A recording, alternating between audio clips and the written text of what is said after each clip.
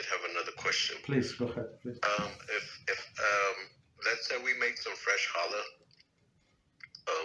and we forgot to separate with the blessing, is there any punishment for that, or how do we fix that, or is there any way to correct that?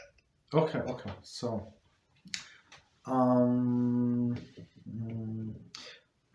So let's start with the most difficult case. Most difficult case would be on Shabbos, right? Because why is it most difficult case? Because that's from the topic that we learned today, and the topic was that you must have two whole breads, two whole challahs. So meaning if you cut a little from your bread, it's already not whole, right? Even though after the fact you fulfill the mitzvah, but you properly to do the mitzvah on the best level possible. So, and it's one thing.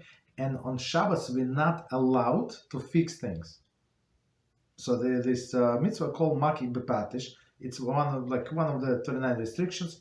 You're not allowed, as the our sages say, you're not allowed to do the final act that makes it, for example, permissible. So after, when you did not separate the challah, it's not permissible. Now you cut the piece. Now it became permissible. So it is not allowed on Shabbos. So, but what you can do, you can separate indirectly. So how you separate indirectly?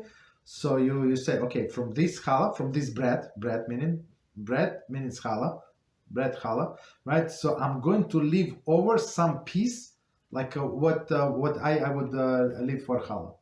Challah meaning a piece of dough. So in this case, so if you did not do this separation, does not mean you're absolved. No, this is a piece that in the olden days when we have temple, you would have to do to a coin. So coin does not have to lose because of our negligence.